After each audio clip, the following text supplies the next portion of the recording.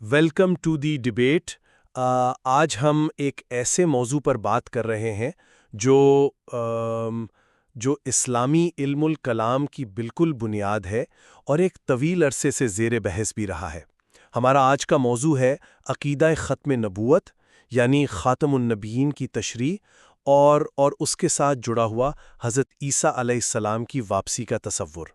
جی، اور اس میں جو بنیادی سوال ہے وہ یہ ہے کہ کیا ایک پرانے نبی کی واپسی ختم نبوت کے تصور کے خلاف ہے، یا یہ کوئی ایسا استثناء ہے جو اس بنیادی عقیدے کے ساتھ چل سکتا ہے؟ بالکل، اور ہماری آج کی اس گفتگو کا جو ماخذ ہے وہ سما ٹی وی کی ایک حالیہ لائیو رمضان ٹرانسمیشن ہے، جس میں مختلف شخصیات نے گفتگو کی، جن میں ساحل قدیم اور دیگر علماء شامل تھے، اور پھر اس کے جواب میں جو جماعت احمدیہ کا فکری استدلال سامنے آیا، ہم آج اس کا تقابلی جائزہ لیں گے۔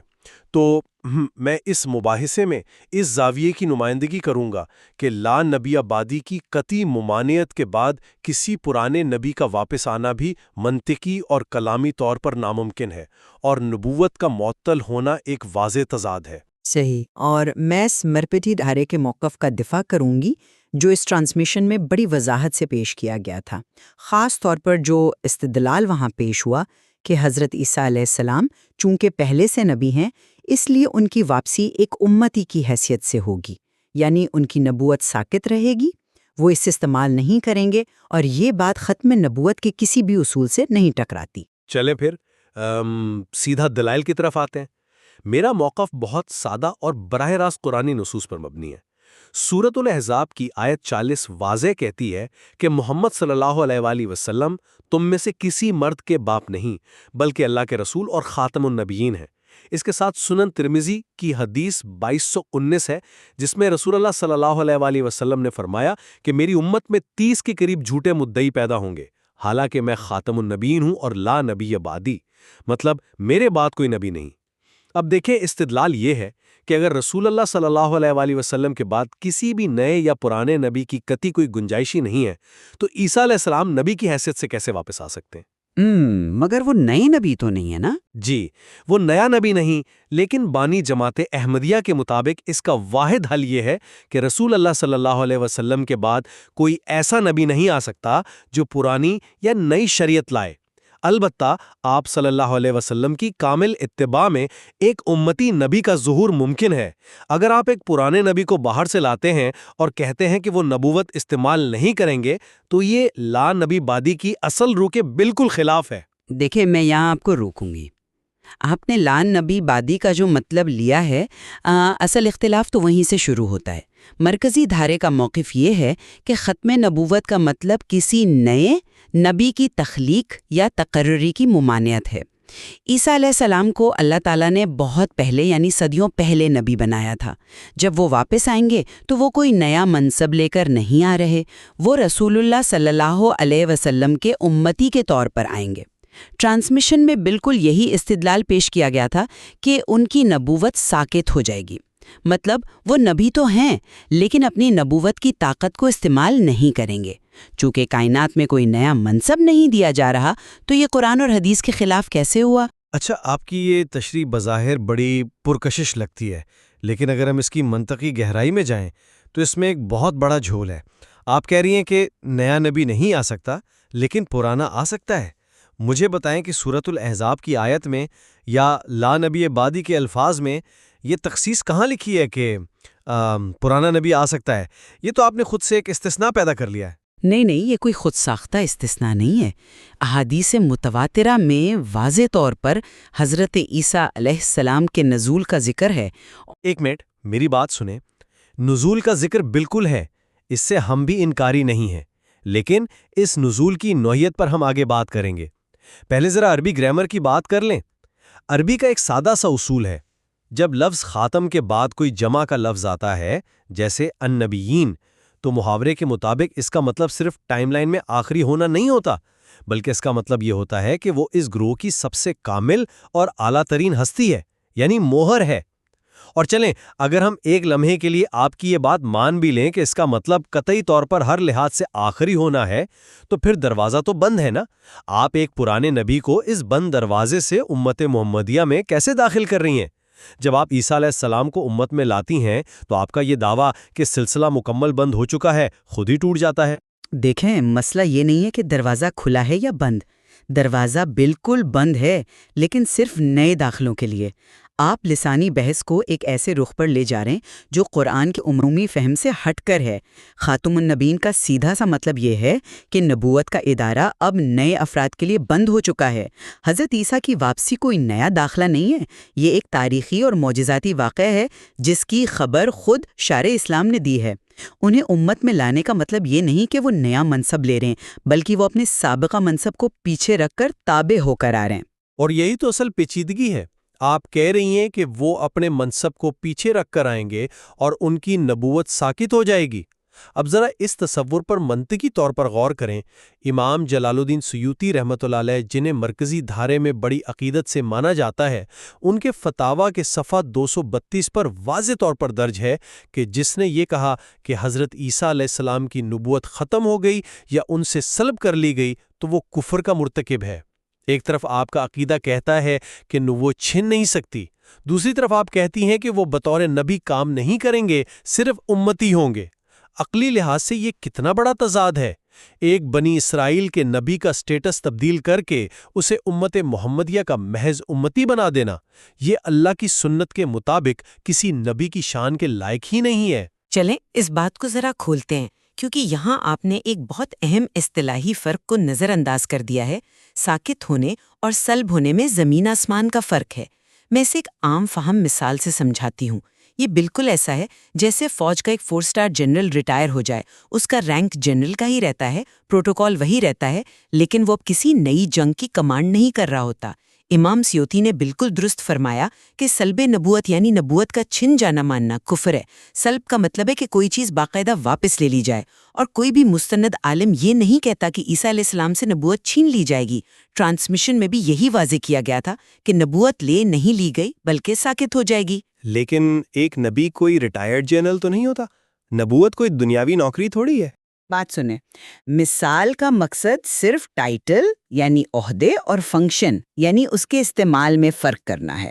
ساکت ہونے کا مطلب یہ ہے کہ ان کا منصب اور اعزاز ان کے پاس رہے گا، لیکن چونکہ اب شریعت محمدی کا دور ہے، اس لیے اللہ کی تکوینی حکمت کا تقاضا یہ ہے کہ وہ اپنی شریعت یا نبوت کی طاقتوں کا اس طرح اظہار نہ کریں جیسے وہ بنی اسرائیل میں کرتے تھے۔ یہ نبوت کا چھن جانا نہیں ہے، یہ صرف ایک رول کی تبدیلی ہے، اور اللہ اپنی مرضی سے کسی بھی نبی سے کوئی بھی کام لے سکتا ہے۔ اس میں کیا تضاد ہے؟ تضاد اس لیے ہے کیونکہ نبوت ایک دائمی روحانی منصب ہے جس کے اپنے تقاضے ہوتے ہیں۔ اگر آپ مانتی ہیں کہ ان کے پاس نبوت کا سٹیٹس موجود ہے تو ان پر ایمان لانا ویسے ہی فرض ہوگا جیسے پہلے تھا، اور اگر ان پر ایمان لانا ایک نئے شخص کے لیے فرض ہو گیا تو پھر خاتمیت محمدی کا وہ مفہوم کو ٹوٹ گیا نا جو آپ خود پیش کر رہی ہیں۔ جماعت احمدیہ کا استدلال یہی ہے کہ جب تک آپ ایک پرانے نبی کو جسمانی طور پر واپس لانے کا نظریہ رکھیں گے، ختم نبوت کے عقیدے پر یہ سوالات اٹھتے رہیں گے۔ میں آپ کی سلجھن کو سمجھتی ہوں، لیکن آپ یہ کیوں فرض کر رہے ہیں کہ ان کی موجودگی سے محمد صلی اللہ علیہ وسلم کی مرکزیت کم ہو جائے گی؟ وہ تو ہی محمد صلی اللہ علیہ وسلم کے امتی اور خادم بن کر رہے ہیں۔ کیونکہ وہ اصلاً امتی نہیں ہیں، انہیں باہر سے لایا جا رہا ہے۔ اور میں آپ کو بتاؤں، جب بھی ان سوالات کا علمی جواب مانگا گیا، بدقسمتی سے دلائل کی بجائے فتووں کا سہارا لیا گیا۔ اس کی ایک بہت بڑی تاریخی مثال 1974 کی پارلیمانی کارروائی ہے۔ مفتی حنیف قریشی صاحب نے خود اپنے ایک حالیہ بیان میں اس کارروائی کا ذکر کیا ہے۔ انہوں نے بتایا کہ جب اسمبلی کے ہال میں ایک مخصوص حوالہ پیش کیا گیا جس کی عبارت کچھ یوں تھی کہ اگر زمانہ نبوی کے بعد کوئی نبی پیدا ہو جائے تو اس سے خاتمیت محمدی میں کوئی فرق نہیں آئے گا، تو آپ جانتی ہیں کیا ہوا؟ پورے ہال میں سناٹا چھا گیا تھا، اور پھر ایک مسلک کے عالم نے اٹھ کر کہا کہ اس کتاب پر تو ہم پہلے ہی کفر کا فتویٰ لگا چکے ہیں۔ اور اس واقعے سے آپ کیا ثابت کرنا چاہ رہے ہیں؟ میں یہ ثابت کرنا چاہ رہا ہوں کہ ہمارے ہاں علم الکلام کی بحث کو مسلکی فتووں نے دبا دیا ہے۔ بریلوی اور دیوبندی مکاتب فکر کے درمیان ایک دوسرے پر ارتداد کے فتوے اتنے عام ہیں کہ کسی تیسرے کے عقیدے پر ان کا اجماع علمی دیانت کے پیمانے پر پورا نہیں اترتا۔ ایک عالم نے تو طنزاً یہاں تک کہہ دیا تھا کہ اس کارروائی میں ایک کافر کو مرتد ثابت کرنے کے لیے دوسرے مرتد کو جج بنا دیا گیا تھا۔ میرا سوال یہ ہے کہ جب اندرونی اختلافات کی یہ نوعیت ہو، ایک دوسرے کو دائرہ اسلام سے خارج سمجھا جاتا ہو، تو پھر آپ کیسے کہہ سکتی ہیں کہ عیسیٰ علیہ السلام کی ساکت نبوت پر آپ کا یہ جو متفقہ بیانیہ ہے وہ فکری لحاظ سے بے عیب ہے؟ ٹھیک ہے، یہ ایک بہت بھاری الزام ہے، لیکن ہمیں تاریخی حقائق کو جذبات سے الگ کر کے دیکھنا ہوگا۔ آپ نے 1974 کی کارروائی اور مختلف مکاتب فکر کے درمیان فتووں کا ذکر کیا۔ یہ واقعی ایک تلخ حقیقت ہے کہ برصغیر میں مسلکی اختلافات رہے ہیں اور ان کی زبان اکثر سخت رہی ہے، لیکن ہمیں فروعی اختلافات اور اساسی عقائد میں فرق کرنا ہوگا۔ ارتداد کا فتویٰ لگانا کوئی فروعی اختلاف نہیں ہوتا۔ کسی کو دین سے نکال دینا کیا چھوٹی بات ہے؟ میری بات مکمل ہونے دیں۔ جب میں فروعی کہتی ہوں تو اس کا مطلب ہے کہ ان کے اختلافات عبادات کے طریقوں، مزارات یا مخصوص عقائد کی جزیات پر ہیں۔ لیکن آپ یہ دیکھیے کہ یہی گروہ جو ایک دوسرے کے خلاف فتوے دیتے ہیں، جب بات ختم نبوت کی آتی ہے تو ان کا مکمل اجماع ہوتا ہے۔ یہ حقیقت کے دو مختلف الخیال گروہ ایک دوسرے پر تنقید کرتے ہیں، اس بات کو جھٹلا نہیں سکتی کہ وہ اس بنیادی اصول پر متفق ہیں کہ رسول اللہ صلی اللہ علیہ وآلہ وسلم کے بعد کوئی نیا نبی نہیں آئے گا۔ اور جہاں تک اسمبلی میں اس سناٹے کی بات ہے، وہ سناٹا دراصل ایک مخصوص پیچیدہ کلامی عبارت کے اچانک سامنے آنے پر حیرت کا نتیجہ تھا۔ وہ ختم نبوت کے عقیدے پر کسی شک کا نتیجہ نہیں تھا۔ آپ ان مسلکی فتووں کو بنیاد بنا کر اس 1400 سالہ وسیع تر اتفاق رائے کو مسترد نہیں کر سکتے جو حضرت عیسیٰ کی واپسی کے حوالے سے موجود ہے۔ چلے میں آپ کی اس بات کو مان لیتا ہوں کہ ان کا ایک نقطے پر اجماع ہے، لیکن وہ اجماع علمی بنیادوں سے زیادہ ایک روایتی بیانیے کو بچانے کی کوشش لگتا ہے۔ سما ٹی وی کی اسی ٹرانسمیشن پر ہی واپس چلتے ہیں۔ جب وہاں پینل میں یہ سوال کیا گیا کہ قرآن کی کون سی آیت سے یہ ثابت ہوتا ہے کہ نیا نبی نہیں آ سکتا مگر پرانا آ سکتا ہے، تو کسی نے کوئی واضح قرآنی نص پیش نہیں کی، صرف تعویلات کی گئیں۔ آپ نے ابھی تک اس منطقی خلا کو پر نہیں کیا کہ اگر دروازہ بند ہے تو اس میں سے نہ نیا آ سکتا ہے نہ پرانا۔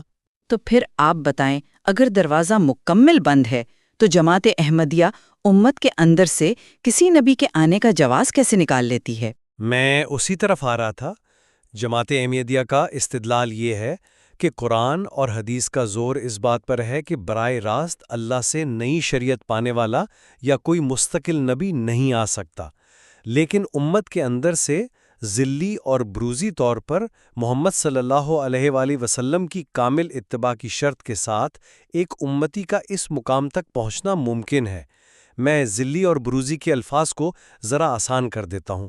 یہ بالکل ایسا ہے جیسے آپ کسی کمرے میں ایک شیشہ رکھ دیں اور اس پر سورج کی روشنی پڑے۔ وہ شیشہ کمرے کو روشن کر دے گا، لیکن کیا وہ شیشہ خود سورج ہے؟ نہیں، وہ تو اصل سورج کا عکس دے رہا ہے۔ اسی طرح ایک امتی نبی کی اپنی کوئی الگ نبوت نہیں ہوتی، وہ دراصل رسول اللہ صلی اللہ علیہ وآلہ وسلم کی ہی نبوت کا فیض اور ان کا عکس ہوتا ہے۔ یہ وہ طریقہ ہے جو ختم نبوت کی شان کو بڑھاتا ہے کہ آپ صلی اللہ علیہ وآلہ وسلم کا فیض اتنا عظیم ہے کہ وہ ایک امتی کو اس روحانی مقام تک لے جاتا ہے۔ اس کے برعکس آپ لوگ ایک پرانے غیر امتی نبی کو ادھار لا کر اس کی نبوت ساکت کر رہے ہیں۔ یہ مجھے ایک مصنوعی پیوند کاری محسوس ہوتی ہے۔ آپ نے سورج و شیشے کی بڑی خوبصورت مثال دی، لیکن اگر ہم اس کی گہرائی میں جائیں تو آپ خود ایک بہت بڑا منطقی تضاد کھڑا کر رہے ہیں۔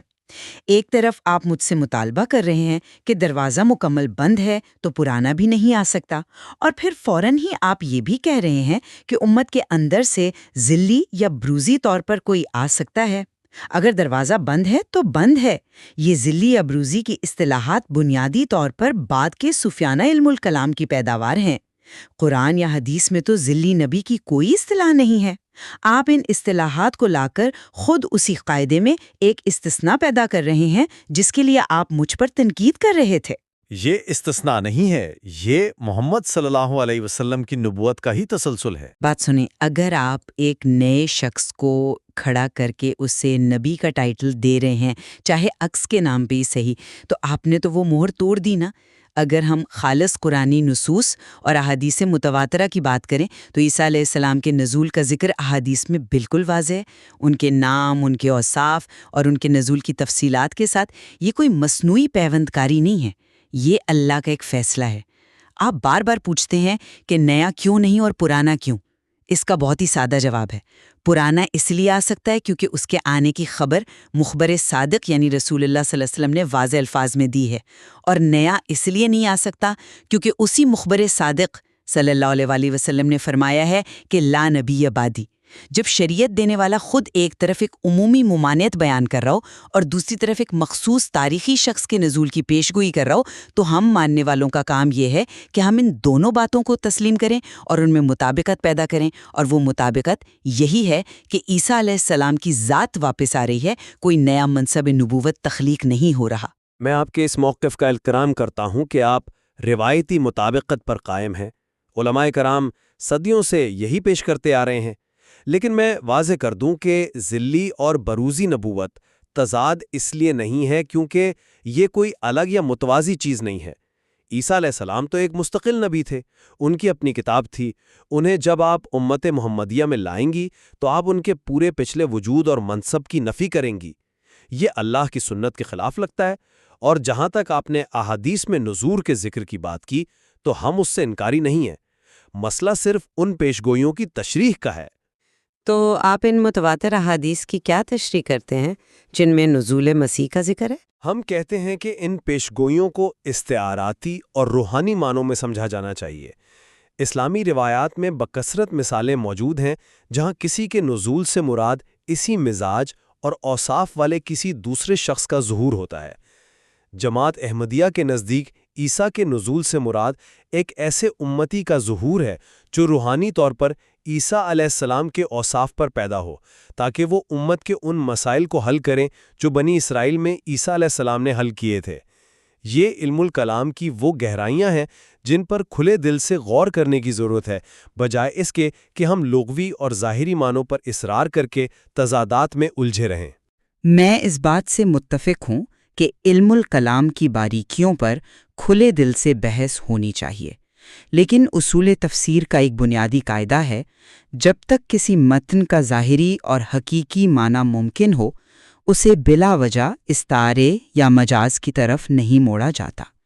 عیسیٰ علیہ السلام کا نزول، ان کی شخصیت اور ان کے افعال کو جس تواتر کے ساتھ احادیث میں بیان کیا گیا ہے، مرکزی دھارے کے علماء اسے استعارہ ماننے کے لیے تیار نہیں ہیں۔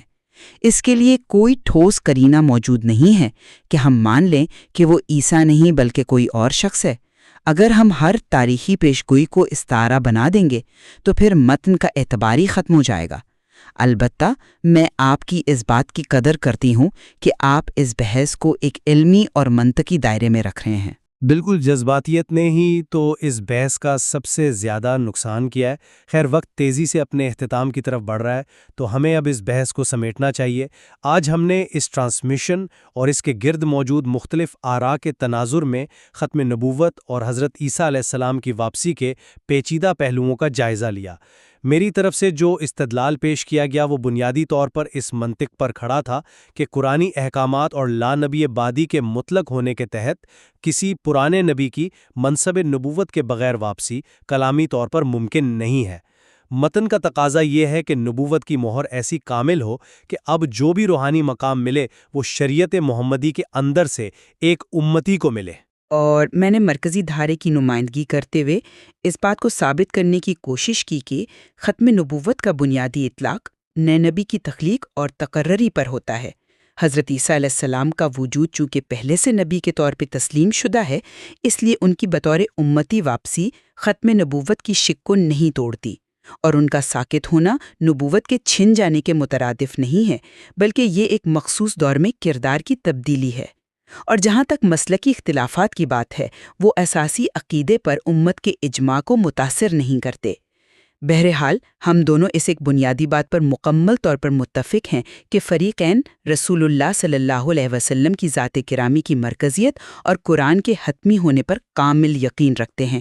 ہمارا اختلاف صرف اور صرف تشریح کا ہے۔ بالکل، اور یہ تسلیم کرنا انتہائی اہم ہے کہ اس فکری اور علمی اختلاف کے باوجود دونوں اطراف کی بنیادوں میں رسول اللہ صلی اللہ علیہ وآلہ وسلم کی عظمت کا اقرار شامل ہے۔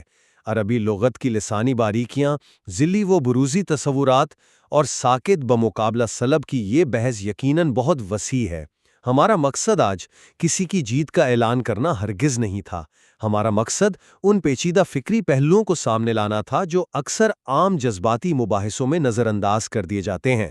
جی، میں مکمل اتفاق کرتی ہوں۔ یہ موضوع اتنی گہرائی رکھتا ہے کہ اسے مختصر گفتگو میں سمیٹا نہیں جا سکتا۔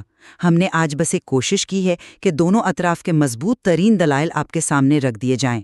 اور اب یہ فیصلہ ہمارے سامعین کی فکری جستجو پر منحصر ہے کہ وہ ان شواہد اور علمی دلائل کی روشنی میں خود اس پیچیدہ موضوع پر مزید تحقیق کریں۔ قرآنی آیات اور احادیث کے مطالعے میں ہمیشہ مزید سیکھنے کی گنجائش موجود رہتی ہے۔ ہمارے ساتھ اس فکری سفر میں جڑنے کے لیے آپ سب کا بہت شکریہ۔ خدا حافظ۔ خدا حافظ۔